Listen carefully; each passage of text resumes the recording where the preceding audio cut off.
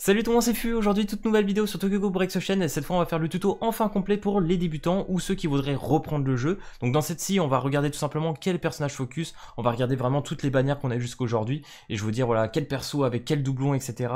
et ceux que tu peux bien évidemment skip et tout ce qu'il faudra farmer in-game pour bien augmenter ta box etc. Qu'est-ce qu'il faut au petit ou pas. Donc du coup on va parler de tout ça et bien évidemment par quoi il faut commencer. Et ben dans ce jeu là il faudra commencer par choisir ton serveur. Alors bien évidemment pour le serveur je t'invite absolument pas à choisir les nôtres, c'est-à-dire le FR001 ou FR002, parce que tu vas te retrouver tout simplement avec notre progression, et quand tu commences, et aujourd'hui nous sommes actuellement avec des personnages level 200, demain on va pouvoir les passer 205, au début tu vas galérer, tu vas prendre un temps fou avant de les monter, donc bien évidemment ta seule solution à faire aujourd'hui c'est de commencer sur les tout nouveaux serveurs qui sortent, donc je crois qu'aujourd'hui on a FR057, donc tu vas prendre bien évidemment ce serveur, où tu vas commencer avec tes tout premiers personnages, je crois que tu peux monter jusqu'au level 100 au tout début, tu auras bien évidemment la toute première bannière, donc bien évidemment tu n'auras pas comme moi Hayato, mais tu auras plutôt Kaneki, donc ça c'est vraiment une très bonne chose, parce que Kaneki est un personnage limité que tu n'auras certainement pas plus tard, et qui ne risque peut-être pas de revenir, en tout cas sur la SEA c'est pour l'instant le cas, donc franchement il faut avoir ton Kaneki, c'est hyper important de l'avoir, en plus il est vraiment scripté comme ce qui est dit, tu peux pas le louper, ça serait vraiment dommage. Donc du coup, vu que je parle des personnages, eh ben ça tombe bien, on va passer tout simplement aux bannières et aux personnages que tu dois focus. Donc je vais te mettre tout simplement une image à l'écran. Donc comme tu peux le voir, on a le Kaneki, alors il manque entre deux, parce que entre Uta et Kaneki, on a Juzo, donc on va en parler. Donc bien évidemment, le Kaneki, comme je l'ai dit, tu vas le chercher, il est hyper broken, bien évidemment. De toute évidence, pour moi, il le faut au moins avec un doublon. Essaie de l'avoir au moins une étoile, c'est là qui va être très intéressant parce que sa première étoile va permettre que lorsque tu prends 0 dégâts de la part de l'équipe adverse sur son tour, tu vas avoir un rank up comme fait Uta sur tes cartes. Donc ça c'est génial. Si tu as par exemple une carte 2 étoiles actuellement sur le board, elle va passer 3 étoiles à ton tour. Donc franchement, c'est ultra fort. En plus, vu qu'il tape assez fort sur le jeu, et bah il est très intéressant. Ensuite, on le voit pas bien évidemment sur ma photo, mais tu auras Juzo qui est actuellement le meilleur personnage AOE vert. C'est vraiment broken. Le personnage, il te met tout simplement une petite stat de mort, et puis dès que tu tues un adversaire avec ce petit passif activé sur les ennemis, il va tout simplement réenchaîner des attaques supplémentaires, et puis il va taper ultra fort avec des critiques qui vont bien. Et qui plus est, pour moi, pareil, Juzo, c'est un personnage, franchement, il faut voir, ça dépendra de vos cristaux. Si vous avez pas mal de cristaux et que vous avez vraiment envie de vous tenter, Juzo est un personnage que tu peux vraiment focus, et par contre si tu le fais, il le faut au moins une étoile, sinon ça n'a pas d'intérêt, tout simplement parce que sa première étoile va te permettre de critique sur les prochains coups, et ça c'est hyper intéressant, parce que Juzo sans critique c'est beaucoup moins bien, voilà, il sera quand même bon, mais Juzo avec critique, Juzo sans critique, tu vas vite te comprendre la différence, donc franchement si tu vas chercher ton Juzo, va le chercher une étoile, sinon ça vaut pas le coup. Donc bien évidemment au début c'est assez chaud patate, mais je vous rassure, même en free to play c'est largement faisable, tout le monde l'a fait, enfin tout le monde, j'exagère bien évidemment, mais une bonne partie des gens ont réussi à le faire, donc voilà. Après Juzo on a Uta, alors Uta c'est pareil, et pour moi il faut l'avoir tout de suite, malgré qu'il soit pas limité comme Kaneki, il reviendra certainement comme avec Juzo, mais le Uta pour moi il est indispensable, parce que Uta, si tu l'as pas dans le jeu, bah tu joues plus au même jeu que les autres, c'est-à-dire que un mec qui va avoir Uta et l'autre qui n'a pas Uta, c'est pas le même Tokyo Ghoul Breaks Ocean. Donc les gars, je vous jure, le Uta, il vous le faut au moins une fois. Donc là, c'est ça qui est intéressant sur ce jeu, c'est que pour la probabilité, enfin, la plupart des personnages qui sont vraiment OP, t'es pas obligé, même en free to play, on va dire, de te casser la tête à aller chercher des milliers de doublons. Franchement, ne serait-ce que de l'avoir une fois ou un doublon, ça rend le perso déjà très bon. Donc pour ma part, par exemple, moi je vais vous montrer dans ma box, j'ai Uta, je ne l'ai eu qu'une fois. Voilà, je l'ai cherché une fois, je sais plus combien de multi j'ai fait dessus. Mais dès que je les drop, j'ai arrêté et j'ai cumulé pour la suite. Donc d'ailleurs, chose très intéressante, le portail de Uta, si je me souviens bien, il reste au moins 2 semaines. Donc ça te permettra après de rééconomiser derrière pour un pool sur les autres persos. Et bien évidemment, comme je vous dis que c'est faisable pour ce jeu, c'est tout simplement qu'on te donne beaucoup d'events, beaucoup de cristaux, beaucoup de modes que tu vas débloquer au fur et à mesure. Donc franchement, tu devrais pouvoir suivre les 3 premières bannières logiquement. Malgré que Juzo et Kaneki, normalement, durent une semaine chacun. Normalement, ça devrait bien se passer, surtout si Kaneki escape. Ensuite, on a... Normalement, on le voit pas non plus, mais avant Hayato, on devrait avoir Arima Light, voilà qui va arriver, le petit Arima Carnaval qui est juste broken tier. Alors lui, c'est l'entre-deux, c'est-à-dire que c'est là normalement où vous devriez être à peu près, on va dire, en compliqué, en termes de cristaux. Voilà, ça va être un peu chaud patate. Donc logiquement, si vous n'avez pas assez de cristaux, vous savez que vous pouvez pas pitié Arima et que vous n'êtes pas sûr de l'avoir, moi je vous conseille quand même de le skip parce que vous n'êtes dans aucune garantie d'avoir Arima. Vous pouvez faire la pity, vous avez 24% de chance d'avoir Arima, c'est vraiment dur, c'est vraiment très très dur, même si le taux du carnaval sur le portail est doublé, enfin doublé, il est plutôt à 5% il me semble, et au lieu de 3, et bah c'est très très dur, vraiment c'est très très dur de l'avoir, rien ne garantit que tu vas l'avoir, il n'y a aucun moment où on te dit à telle pity, telle invocation tu auras Arima, donc franchement c'est très très dur. Si tu n'as pas un gros stock de cristaux, pour moi, ça partira sur un skip, surtout que Arima, si tu veux qu'il soit vraiment bien, il vaut mieux l'avoir avec un doublon. Après l'avoir une fois, ça te permet de l'avoir dans ta box. Le seul problème, c'est que lui, pour l'augmenter après, pour les doublons, il faut 2 pièces universelles au lieu d'une, donc il est hyper coûteux en plus. Donc franchement, c'est chaud. Et le Hayato, du coup, je reviens à Hayato. Donc actuellement, le Hayato, moi je l'ai monté, hein, je l'ai C, c'est-à-dire que je l'ai 6 étoiles déjà d'office. Et en plus de ça, j'ai remis quelques doublons sur ses compétences pour qu'il ait plus de stats d'attaque sur les étoiles tout simplement de ses compétences. Et là, il tape ultra fort le personnage. Hein, je vais pas vous mentir, une fois que tu as débloqué la plupart des compétences, ça devient un bordel. Donc pour moi, Hayato, si vous n'avez pas assez de cristaux pour Arima, et vous dites, bon allez, go Hayato, franchement, Hayato, allez le chercher. Le mieux, c'est de l'avoir une étoile, mais au mieux du plus, vraiment banger, c'est 3 étoiles. 3 étoiles pour débloquer le 20% et qui commence à taper du million de partout. Franchement, je vous jure, même lui, il break le jeu. Vraiment, il vous change le jeu dès qu'il sort, c'est génial. Pour vous dire, en PVP, hein, pour ma part, je suis passé de 8ème. J'étais 60-70ème au classement avant la sortie d'Hayato, et depuis qu'il est sorti, maintenant je tape facilement dans le top 10. Malgré que j'ai une puissance bien plus faible que les autres personnes. Donc franchement ça c'est hyper intéressant. Donc Hayato bien évidemment si vous avez passé, surtout que le portail dure 2 semaines pour Hayato, donc logiquement tu devrais pouvoir quand même te mettre assez bien.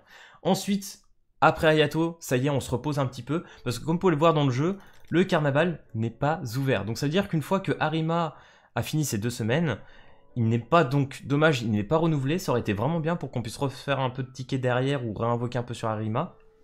Donc ça c'est un peu dommage, mais je suis content parce que au final il nous sort pas le prochain personnage carnaval aussitôt, c'est-à-dire Yamori. Donc là on a une pause entre deux, donc c'est une très bonne chose, donc du coup on va pouvoir se refaire en cristaux et en tickets, et ça tombe bien parce que a priori le prochain personnage après Hayato ça serait la chouette, Killing Hall. Donc Killing Hall bien évidemment c'est un personnage, si je me souviens bien quand j'avais joué à la SEA, qui était vert à l'époque, qui est un personnage qui se joue sur les dégâts en fonction de ses taux d'HP, qui est très intéressant, c'est un très très bon personnage, mais vous pouvez vous permettre de le skip, et en plus vu que c'est pas un personnage limité, il reviendra, franchement que vous l'avez ou vous l'avez pas, voilà, vous pouvez vous en sortir dans le jeu sans lui, c'est pas très très grave, donc vous pourrez vraiment le rechercher un peu plus tard. Pour l'instant, ce qui peut être intéressant, c'est de vous refaire en cristaux et en tickets à ce moment-là, et attendre la prochaine bannière.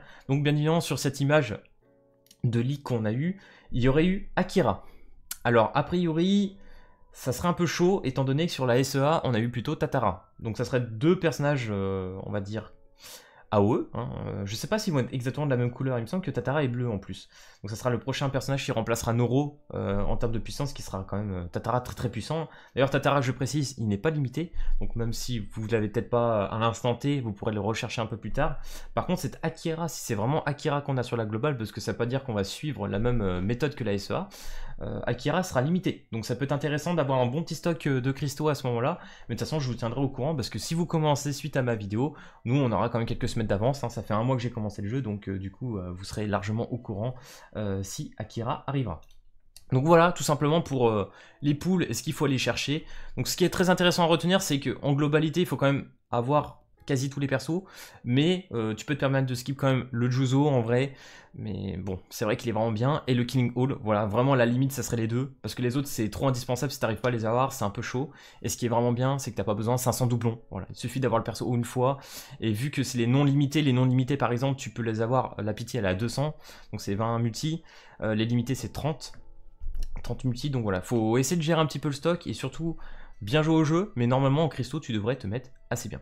Donc du coup les gars, on va passer maintenant au contenu, etc. Qu'est-ce qu'il faut faire quand tu commences le jeu, t'as ton compte, t'as ton premier petit Kaneki SR, t'as plutôt ta lise SSR aussi également, parce que d'ailleurs, bien évidemment, ta lise, ce qui est super intéressant, c'est que plus tu vas monter dans le bataille en chaîne, plus tu auras tes doublons de lise. Donc la finalité, il te donne une lise que tu devrais pouvoir maxer triple S, comme moi. Donc là, du coup, elle est maxée vraiment en 100%. Donc la lise, elle est très très forte. Hein. Vraiment, elle tape même à l'heure d'aujourd'hui plus fort que mon Kaneki, qui est quand même 4 étoiles. Donc ça rigole pas, hein. Il est quand même 4 étoiles, personnage limité. Tu te dis, voilà, comparé à elle, bon. Et bah, triple S, pour l'instant, sur certains contenus, elle est quand même, elle est un peu au-dessus. Donc c'est intéressant. Franchement, lise, très très bien. Donc vous l'aurez compris, au tout début vous allez commencer le jeu, tu me rushes la bataille en chaîne. Tous les jours, tu me fais de la bataille en chaîne, tu vas le plus loin que tu peux, tu mets un monoto, je sais pas ce que tu fais, mais tu m'avances ça. Donc déjà, ça va te donner beaucoup de récompenses, des cristaux écarlates que tu auras énormément besoin pour monter tes personnages, des cellules, etc. Ça va te donner beaucoup de récompenses. Et en plus de ça, tu vas pouvoir te faire masse cristaux, des tickets et bien évidemment, des cristaux de limite qui vont te permettre aussi de monter tes persos. Donc ça, c'est indispensable et bien évidemment, ça va te permettre de gagner des doublons sur Lise. Donc ça, c'est la première chose à faire. Pareil, en deuxièmement, tu vas pouvoir faire le mode histoire. Alors le mode histoire, c'est génial parce que tu vas pouvoir skip tout le contenu, en fait. Tu vas tout skip, hormis des batailles qu'il faudra que tu fasses. Mais la difficulté est pas non plus hyper compliquée. Donc tu verras très très très vite dans le mode histoire. Ensuite, au niveau du combat, tu vas passer beaucoup de ton temps dans les missions. Voilà, ça tu vas... Enfin, beaucoup. Moyen, on va dire. Moyennement de ton temps, tous les jours, tu vas faire un petit peu de ton bingo, voilà, tu vas faire un peu de tout ça, parce que ça te permet tout simplement de compléter tes missions quotidiennes et hebdomadaires. Donc ça, bien évidemment, il faut que tu le fasses, c'est important. Ça te permet de gagner des cellules, des ressources, etc. Donc c'est quand même non négligeable, des golds. Donc ça, il faut quand même le faire assez régulièrement, même si je sais que c'est rébarbatif et que c'est pas le truc le plus intéressant. Au début, aussi également, tu vas rusher ça, hein, bien évidemment, les promotions, tu vas balayer souvent pour essayer de te faire tout simplement ces petites pierres qui vont te permettre d'augmenter les personnages rouges, verts ou bleus, donc ça faut le faire. Bien évidemment, plus tard tu auras ce bonus là qui est super intéressant, donc je t'invite vraiment à te mettre à fond au niveau de ta stamina que quand tu as ce genre d'événement là, c'est-à-dire que là par exemple, toutes les missions que je fais là-dessus, que je balaye, ou même si je fais naturellement, comme on peut le voir, c'est divisé par 2, donc ça c'est génial. Donc bien évidemment, ça, tout ça, tu vas à fond, tu montes tout ça, tu fermes des pièces d'or si tu as besoin, de l'XP, etc. pour monter tes personnages. Là-dessus, rien de très très compliqué. L'exploration, c'est pareil. Dès que tu le débloqueras, tu pourras le faire, ça va te donner des cristaux et ça va te donner, bien évidemment, ces plaques de liens ici qui te permettront d'augmenter les liens de tes personnages. Donc ça sera bien, mais ça sera à faire un peu plus tard. Tu n'es pas obligé de te le faire tout de suite. D'ailleurs, chose faite très intéressant, le niveau 3 est hardcore sur ce jeu. Le niveau 4... est plus facile qu'un niveau 2 ou un niveau 3. Je sais pas pourquoi, me posez pas la question, mais c'est le cas. Donc ça sera pour plus tard, on va pas s'y attarder.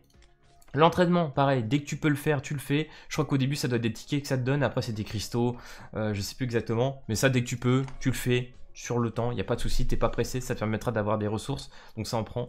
Ensuite, tu vas aussi avoir le boss, bataille de l'expédition punitive, hyper important. Donc tu vas commencer avec le Yamori, tu vas débloquer après la chouette, le Scolopendre, Kaneki et Noro. Pour l'instant Noro, j'ai pas encore fait, il faudrait que je m'y mette un de ces 4.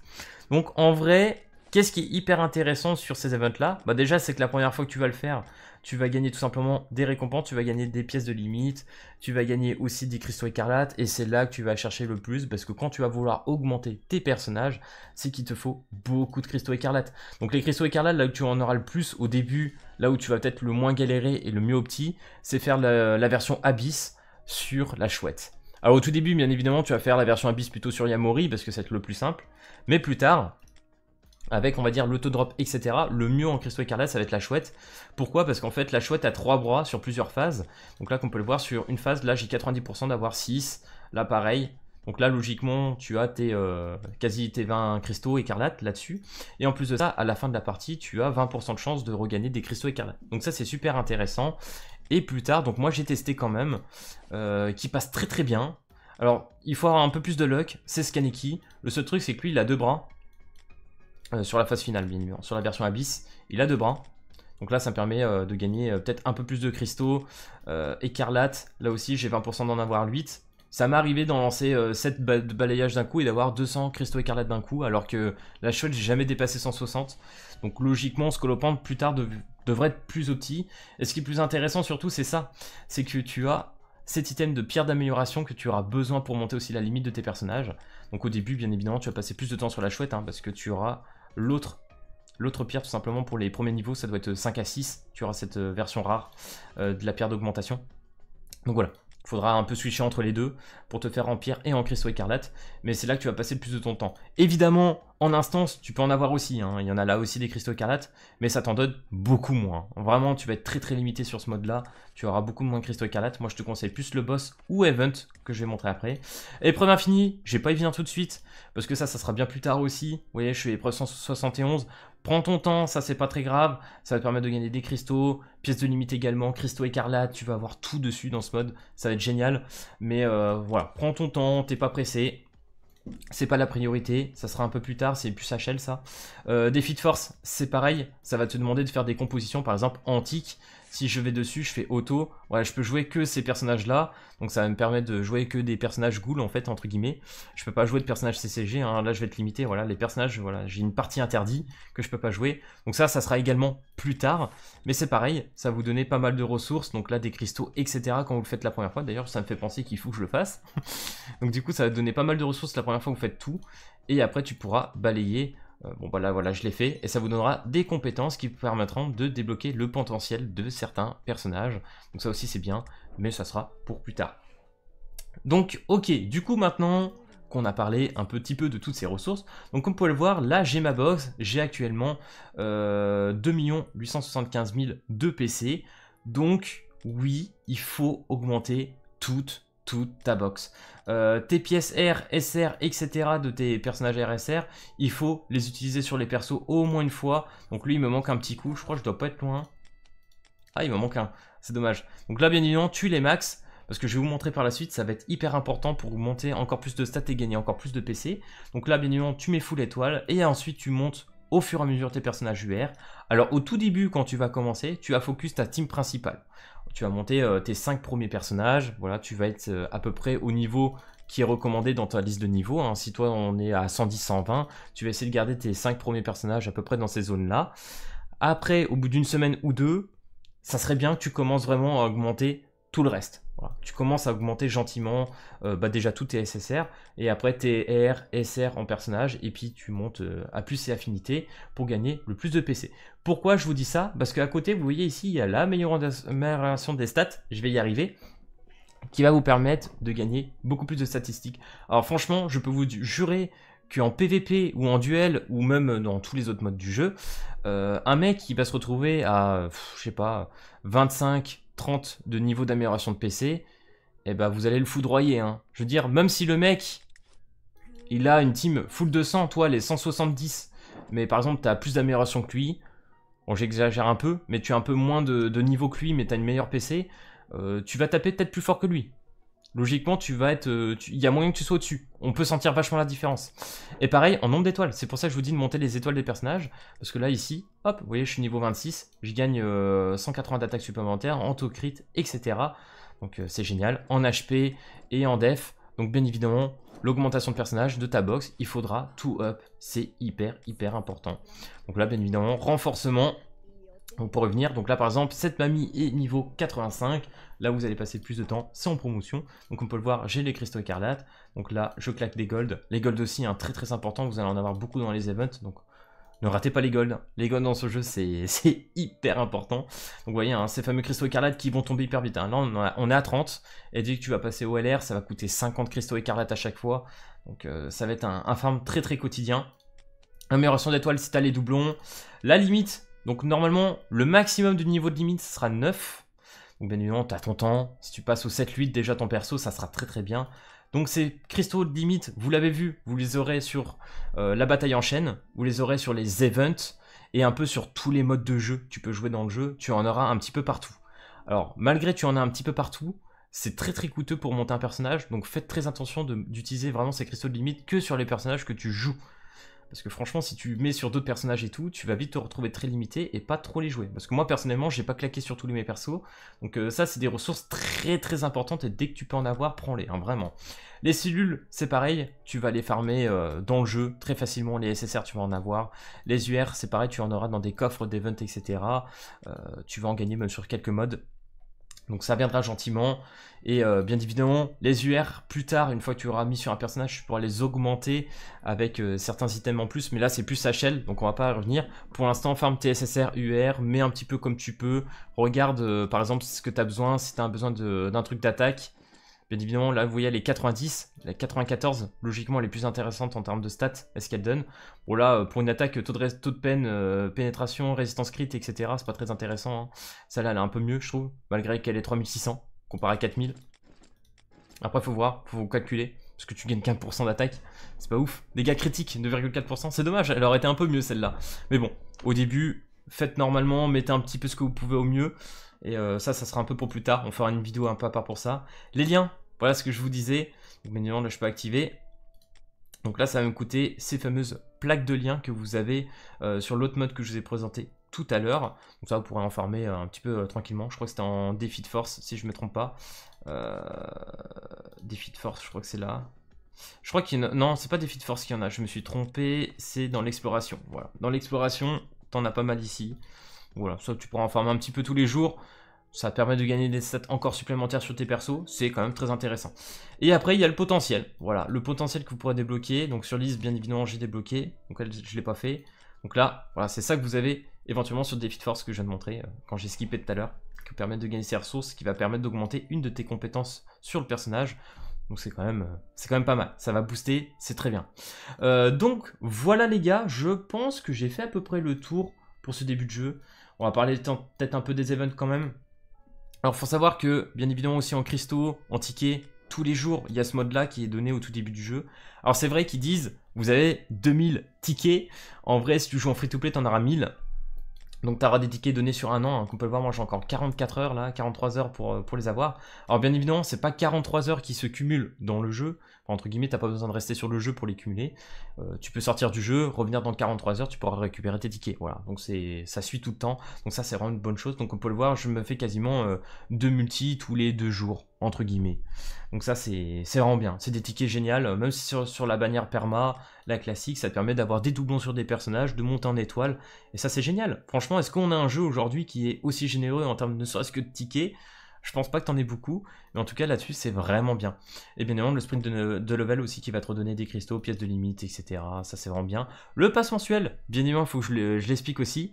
Ils vont vous donner 30 jours gratuits, vous aurez 100 cristaux à chaque fois. Et bien évidemment, comme vous pouvez le voir, actuellement, je crois, voilà, il me reste encore 26 jours.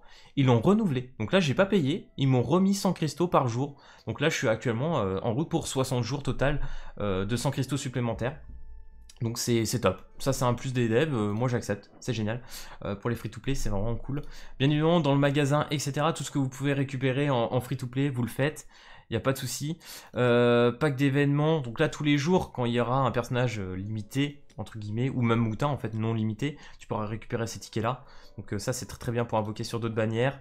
Ça c'est autre chose, les fonds de croissance, le pass aussi, voilà bien évidemment, ça va aller assez vite. Vous avez juste les petites quêtes à faire. Ça va être plutôt simple. Tous les jours ici, vous aurez une stamina à les récupérer. Donc ça, c'est très important. D'ailleurs, en parlant de la stamina, votre liste d'amis, vous démerdez, vous la complétez. Vous essayez de faire en sorte qu'elle est active. De trouver que des gens qui sont actifs là-dessus.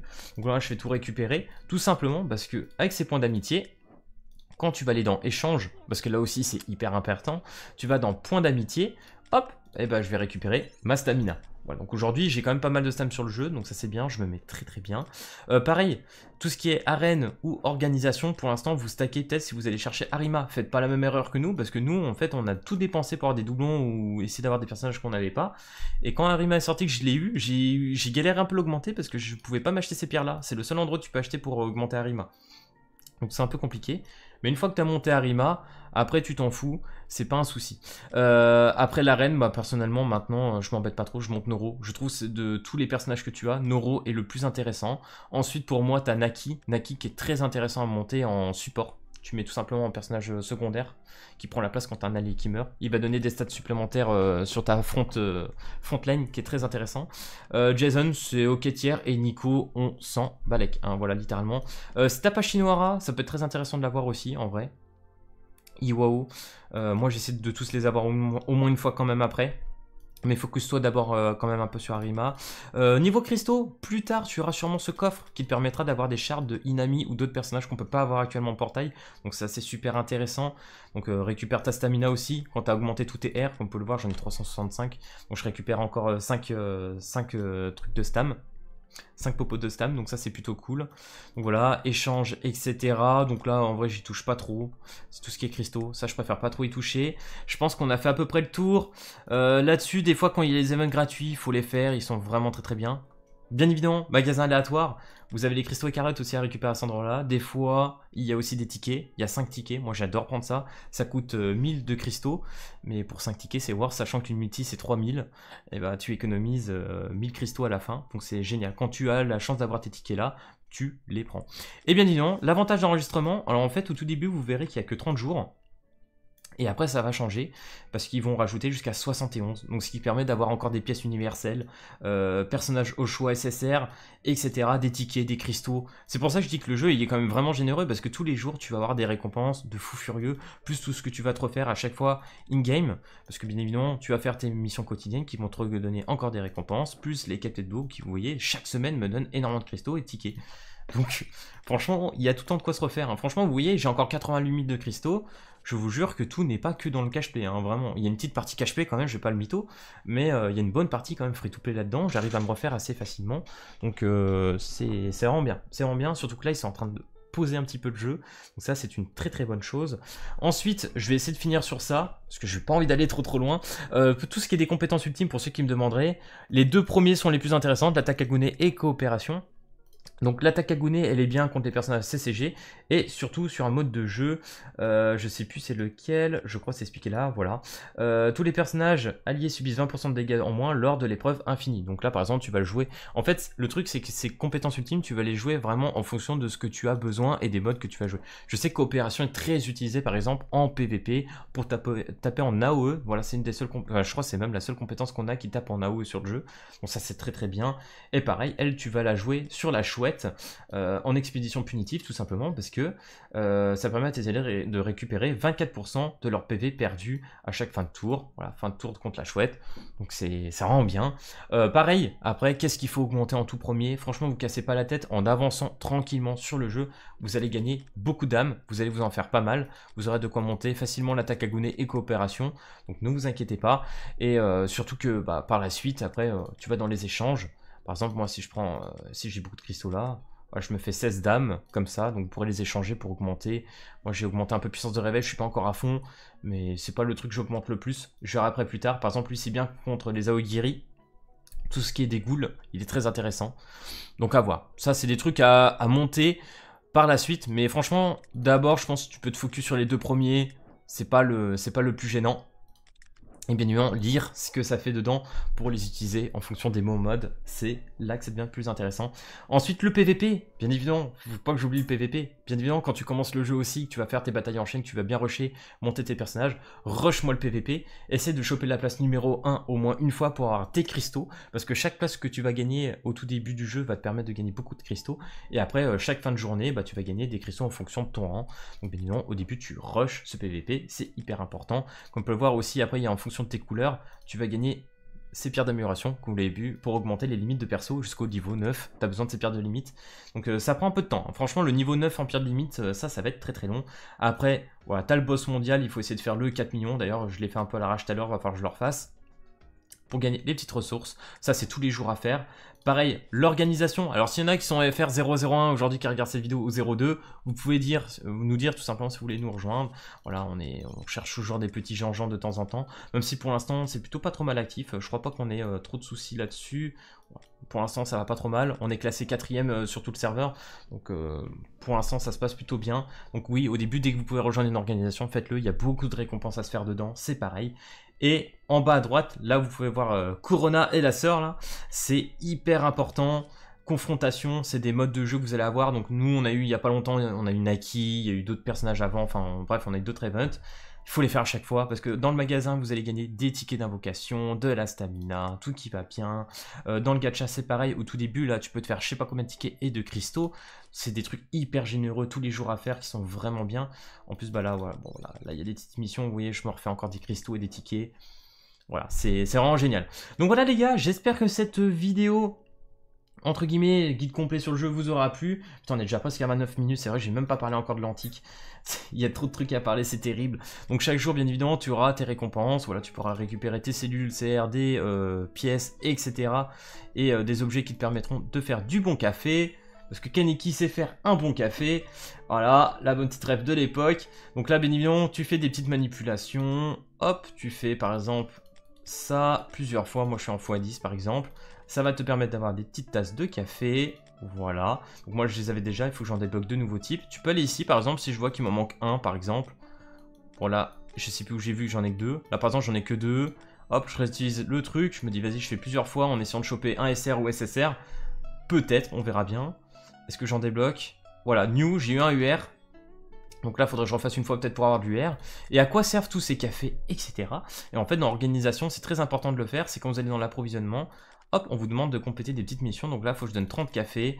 Et à la fin, voilà, ça donne de quoi avoir des petites commandes, etc. Et puis tu gagnes des clés, des ressources, etc. Et ça permet d'augmenter aussi le niveau de ta guilde pour recruter plus de membres et tout. Donc ça, c'est hyper important. Donc voilà les gars, je crois que j'ai fait à peu près le tour. Bon, les classements, en vrai, tu t'en fous un petit peu. Hein, c'est pas le truc qui te donne le plus de ressources ou de récompenses intéressantes. Même si c'est plutôt bien. L'inventaire, n'hésite pas à le regarder de temps en temps. Voilà, dans... Pourquoi tu mets là dans les consommables, voilà, parce que tu as souvent ces trucs là. D'ailleurs, pour tout simplement les vendre et que ça aille plus vite, tu peux aller directement là, hein. Tu peux hop, max, et puis tu vends, ça va beaucoup plus vite. Mais des fois ici, tu as des, voilà, pour les pierres d'amélioration, etc., tu vas retrouver pas mal de trucs dans les consommables ou tes tickets d'ailleurs garantis. Enfin bref, donc voilà les gars, j'espère que cette vidéo complète sur Tokyo Ghoul Break the Chain t'aura plu. C'est le cas, n'hésite pas à lâcher le petit pouce bleu et à t'abonner. Et puis moi je te dis à plus à la prochaine vidéo. Allez, peace tout le monde.